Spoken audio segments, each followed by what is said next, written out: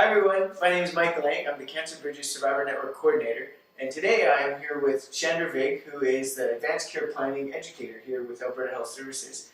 And so we're going to, in a minute, hear about, I guess, the experience that you've had with your mother-in-law who has gone through this advanced care planning process, just to give an idea of what that is, because a lot of people, I guess, don't really understand what is advanced care planning, what does it look like. And so maybe really quickly, can you just give us a quick summary of what is advanced care planning? Advanced care planning is really a process of thinking about, talking about, and documenting your wishes for your future health care. It's really the critical piece of advanced care planning is conversations, so having conversations with your loved ones and with your healthcare providers so that everybody knows what it is your wishes are.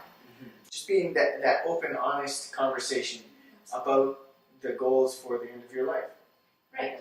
And she mentioned in there, conversations matter, and coincidentally, that's actually the name of the little booklet that helps walk you through that process. And there's 4 or 5 steps in here that will really help simplify this idea for you. But really, it's all about the conversations that matter, and that's really, I guess, what the take-home message is, that having these conversations is what's important. Absolutely. Okay. Well.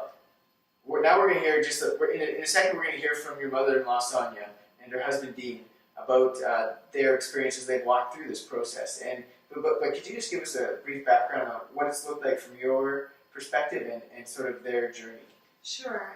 Sonja was diagnosed with primary CNS lymphoma at the end of February this year, and she went through 4 months of chemo until the end of June, and then went home and recovered and was feeling really well and was able to go on several trips, and then in October, unfortunately, the cancer came back, and so she is just undergoing palliative radiation right now, but the prognosis is not good at this point, and so we know now that we are facing the end of life sooner rather than later with her. And so in terms of advanced care planning, they had talked about it prior to all this happening. It's something that they had talked about between each other. And then as the process went on, we had numerous conversations over time to talk about what was important to her, and those conversations changed over time as her health circumstances changed. Mm-hmm. And so things don't have to stay set in stone. They can constantly sort of morph and change depending on the circumstances. Absolutely. Advanced care planning is a process. It is not a one-time deal. It's something that should happen continually over time, and as circumstances change, as your feelings change about what you're wanting for your health care change, the conversation should continue. Cool. All right. Well, let's go hear from Sonja and Dean and see how they have walked through this journey with Chandra.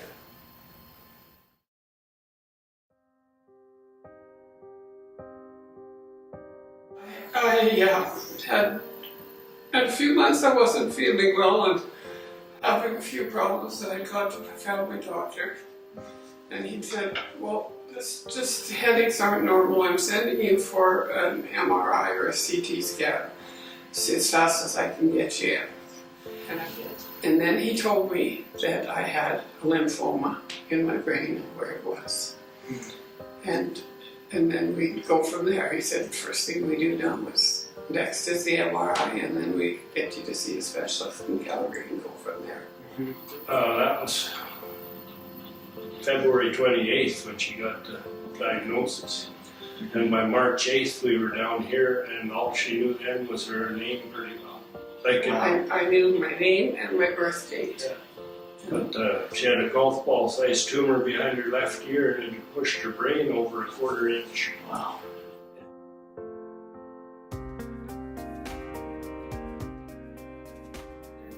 We had both had friends that we sat with friends that died too young, and we both said right from the start, we don't want just quantity.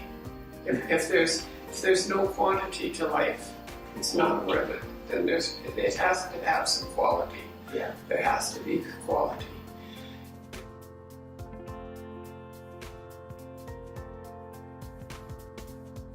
After they found out there was more spots, that they said we should do some radiation. So we kind of changed things a bit so that, okay, now you're getting radiation too. So what happens if you have a stroke or a reaction, something like that, because of radiation? Now, are you going to do anything about that? So we had to sort of readjust some of the timelines.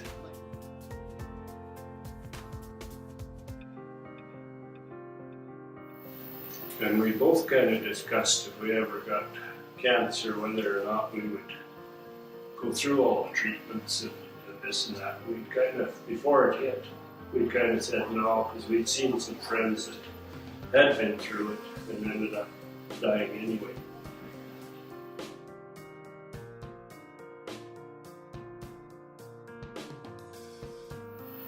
Occasionally, I think is something that I should ask Dean about this, and then, it will be in the middle of the night, and I'll come up with some silly little question, and I said, "Oh, we don't have to talk about this now, but maybe we can talk about it today, tomorrow, or the next day."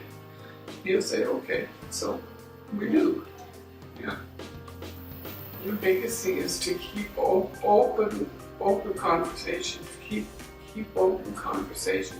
If you have any questions that you think the other person, your other partner or anything, may want to ask you about, give them that chance to do that, to bring it up.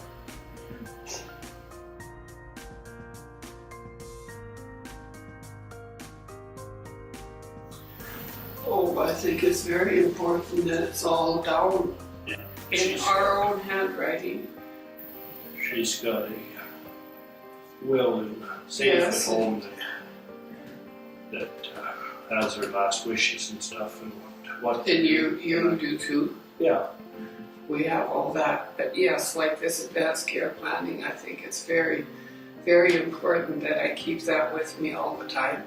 I have made copies also for all the children and everybody, so everybody knows that that's what our desires are. Yeah. There won't be any confusion. There won't be any confusion. No. So there won't be any confusion.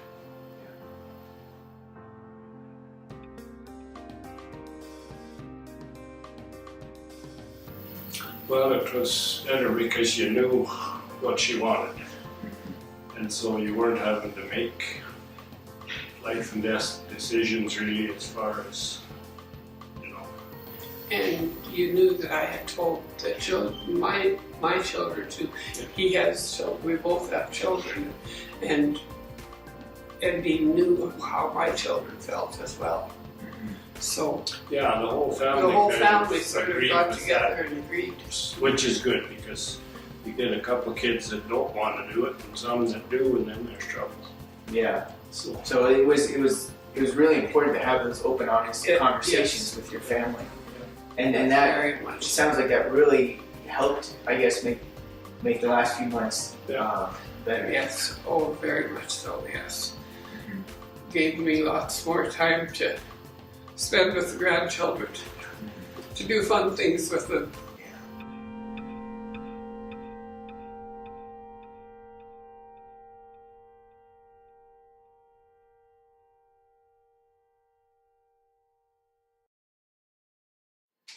So, Chandra, after hearing Sonja and Dean's story, how would you say, I guess, as a family member, their openness and honesty, I guess, in their conversations with you about the end of life has impacted you over the last few months?